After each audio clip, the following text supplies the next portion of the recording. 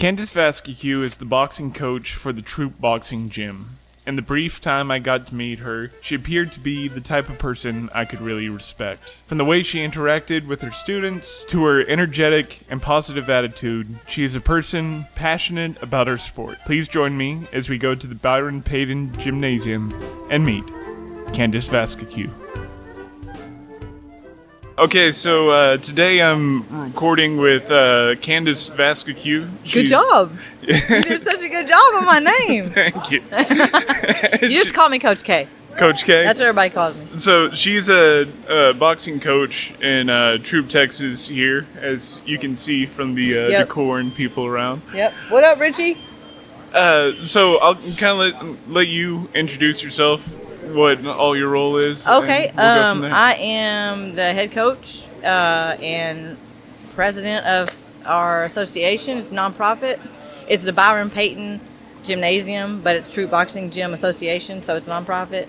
I have coached here for 15 years, something like that. I competed first, and then I started coaching here, kind of overlapped.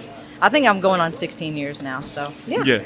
All right. Yeah. So, and I guess, how did you get started in the sport? So, I've been an athlete since forever, since I was walking, and I played college basketball, and then I got out of college, and I needed something to do, so I saw a fitness center that had boxing, had a boxing class. It was more like a cardio type thing. Yeah. And I met Sean Vascocu, who was my husband. He passed away.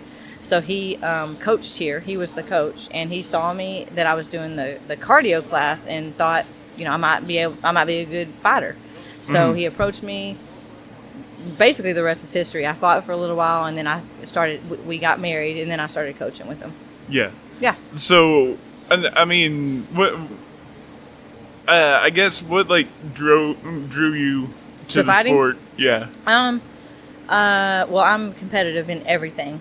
I've Yeah. always been super competitive, and I wanted to fight when I was younger. So I'm 44. So back then when I was younger, it wasn't female competitive sports weren't combative wasn't real popular.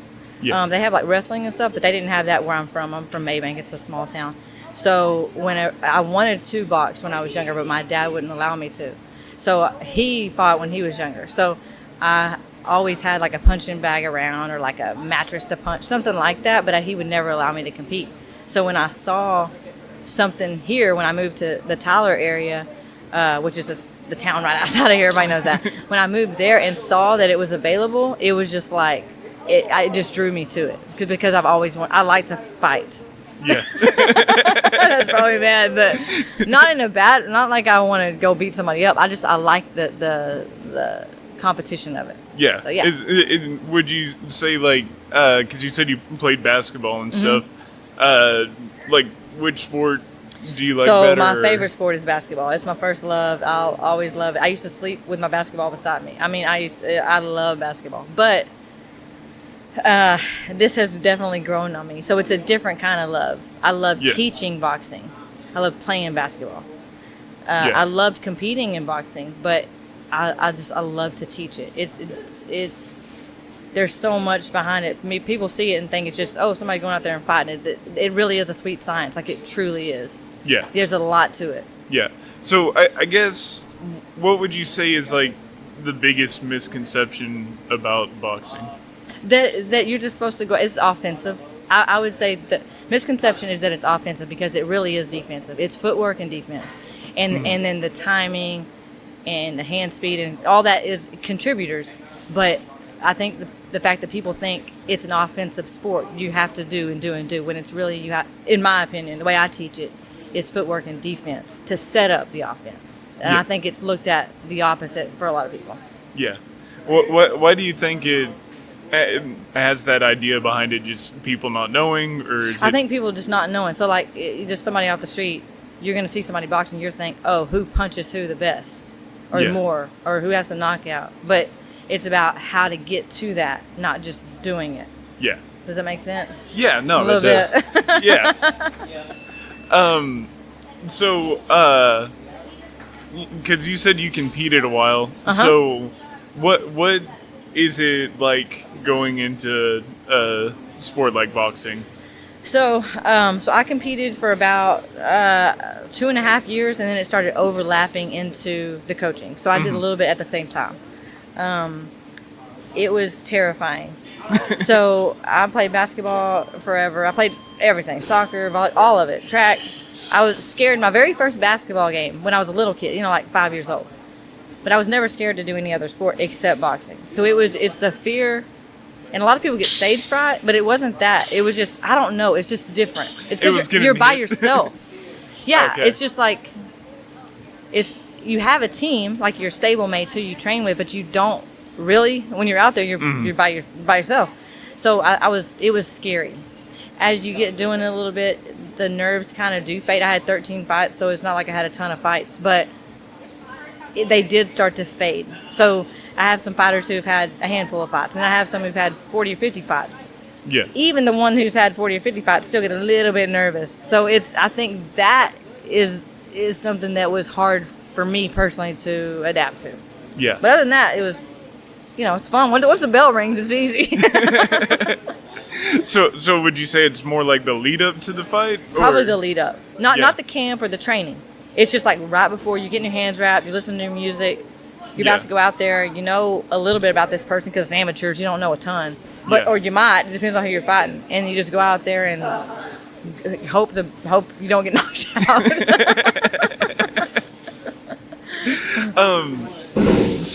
I guess, so you said you fought about 13 fights. Mm-hmm. So when did you decide, I'm just going to transition to coaching? Well, because I was a female, I'm a female, whenever we were going to compete, it was hard to find me fights. So I fought at 119, between 119 and 125. And I would just show up and have my book and just hope I'd find somebody. So having to adjust to those weight classes and know who I was fighting kind of got old after a while. And plus I had kids at that time, and they were smaller, and it was just easier for me to help. I was 31 or 2. I can't remember when I stopped. But it was easier for me to just help on that side of it instead of competing and trying to coach. So I just made the switch. So probably because I was too old. We'll just say that. Just because y'all circle up at 6:15. I don't know what time it is. Oh, see, I got a clock in my internal in my clock. I do.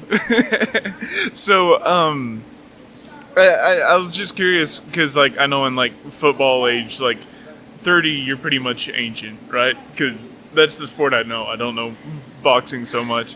What is general age range for boxing? I would say it's different for weight classes, and I think it's different for men and women. Yeah. So I would say, I think women could probably fight longer. Well, it depends. I mean, I think mid-20s is probably peak. Yeah. And then on to the 30s is probably okay. Once you get to your mid-30s, you're going to naturally be slower probably. Mm-hmm. But you're going to have more experience a lot of times. So it's kind of... Yeah. Once you hit 40, you're probably not. Unless you're Bernard Hopkins, maybe. Or Mike Tyson or somebody. But yeah. So since you brought up Mike Tyson, how do you feel about the... I think it's great. Yeah? Okay, so... People give Jake Paul a hard time, but the dude's a genius, okay? The way he came up was smarter than we had to do it. Us, you got to start when you're a little kid. You have to build yourself up and do all this stuff most of the time to be relevant. This dude was famous from TikTok or something, right? I mean, it's not even, right? I mean, some YouTube or something. I'm not for sure. I know famous he was that on way, YouTube. and then he somehow brings us. He fought people, and he actually does train. It's not like he doesn't train, like he does. Mm-hmm. He's not Mike Tyson level at Mike Tyson at 40, but I think it's going to be a good fight. Yeah. And the undercard, Amanda Serrano and Katie Taylor, it's their rematch. I don't know if you know who they are, but it's their rematch. And to me, that's the best female fight ever in the history of boxing. So it'll be interesting. I'm excited. Yeah. I think it's going to be it'll be a better fight than people think. Yeah. I'll say that. So, because you brought up female fighters again, and looking forward to that. Do you think it's easier now for women in the sport? I think it's easier, yes, than it was. I still think that it's not equal because they just don't make as much money. And like so in the amateur. So when I fought 4 2s, so 4 rounds, 2-minute rounds. Half of it, and then the other half was 3 2s. Well, now our amateur elite women fight 3 3s, which is what the men fight. But professional women only get to fight 3 2-minute rounds.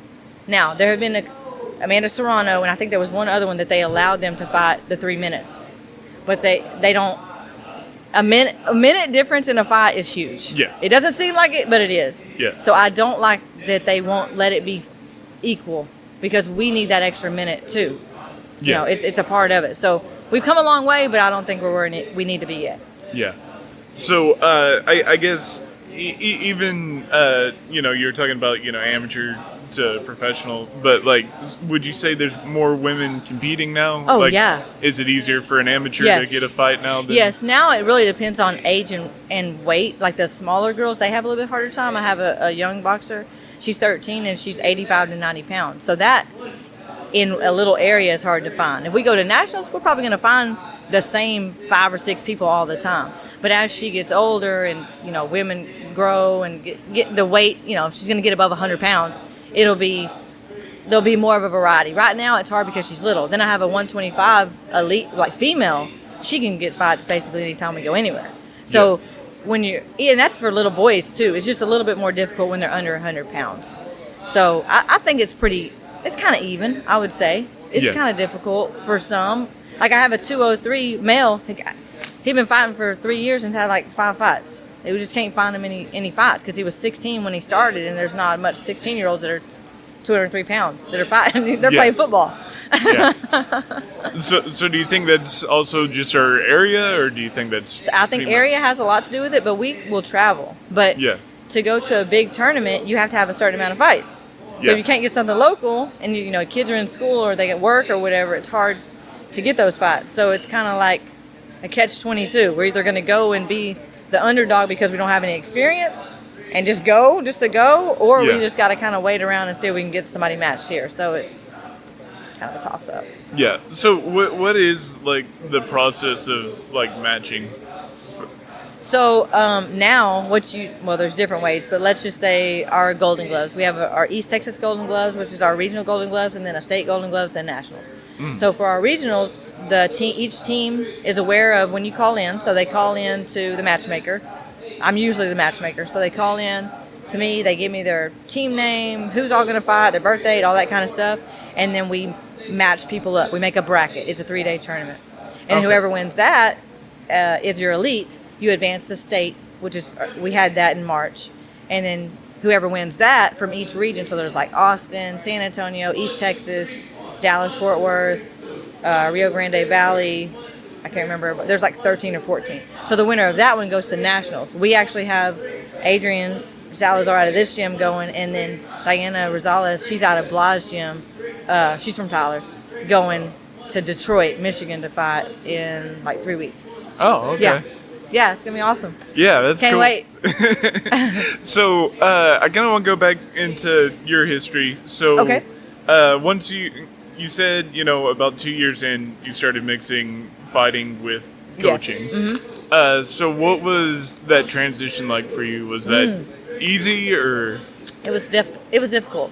Yeah. And it was difficult because, so my coach was my husband. So he expected me to be, good at coaching, which I didn't know anything at the time. I knew, but I didn't know. And I had a role, like he had me, this is what you're going to tell me in the corner, but then in the corner, don't say anything for a while, until I got the hang of it. I remember mitts was probably the hardest thing, like holding the mitts, because it's hard. I mean, I'm, almost 5'3", at the time I was 119 pounds. And you got these big guys throwing punches at you, and you're kind of nervous about it. So it was difficult. I would say it was difficult. But then, I slowly started learning, understanding, working on footwork. Like I was saying before, focusing on different things besides just punching real hard. Yeah. So it got easier. It just took a minute. Transition was different. Yeah. So I guess.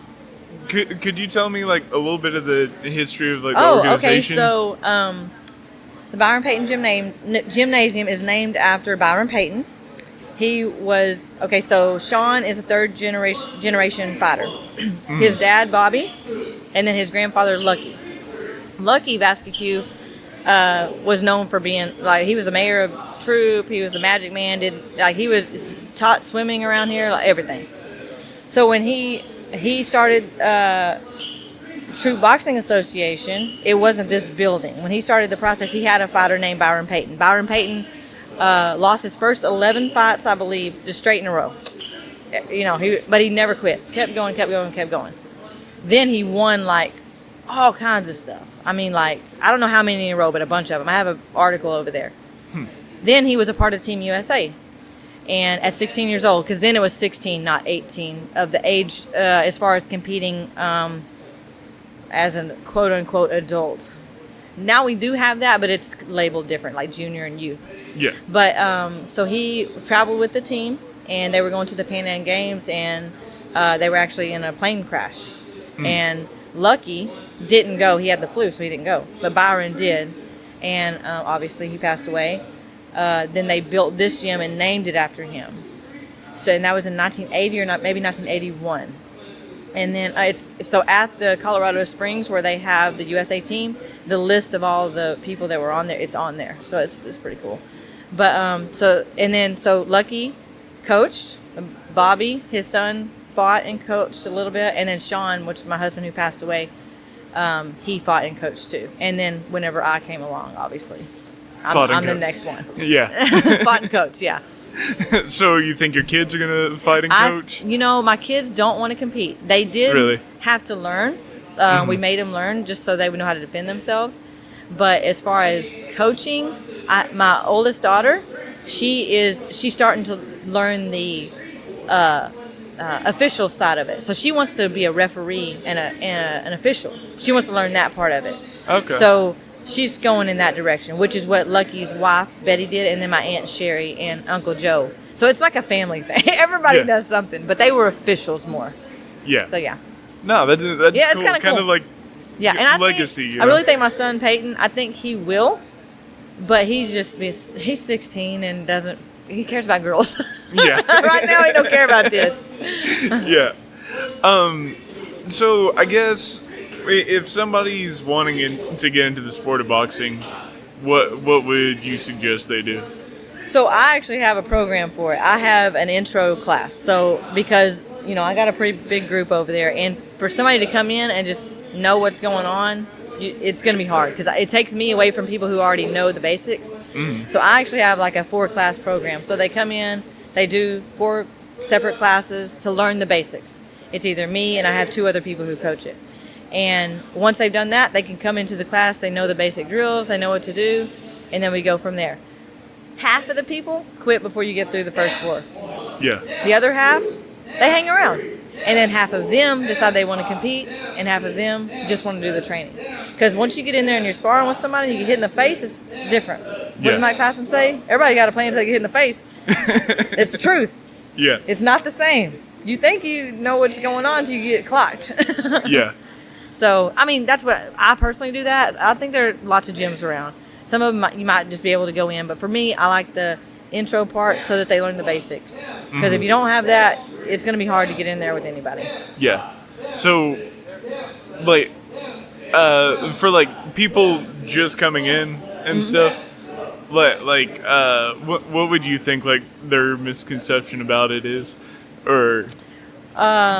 if they've been in a street fight, that they know how to box. That's what everybody says. Yeah. I can street fight. I can box. I can know a street fight. It's not the same. Like I told you, it's not, people think it's just offensive, but it's not. It's so much defensive footwork. So I've learned that most people who have played basketball generally are good fighters because of the similarities in the footwork. It's kind of the same. So, like, when you catch to shoot, you have your opposite foot in front, and then you bring your other foot up to shoot. Well, when you're standing to fight, you're standing with your opposite foot in the front of your power hand. So it's similar footwork. Yeah. So, like football, it's a little bit different. They're a little more big and kind of square, and it's harder for them a lot of times. Soccer players usually do a pretty good job, too, because they can they have that footwork too. But yeah, that's just what I've kind of Football noticed. players like to be planted, huh? They like to be square, and they're usually easier to hit. But they punch hard. So I'm probably out of intelligent questions about the world of Now, boxing. they were good questions. Oh, thank you. I thought you did good. Yeah, but is there anything you'd like to close out the interview with or talk about? I think that okay, so I mentioned this earlier. I had my kids learn, even though they didn't want to compete, I had them learn the basics.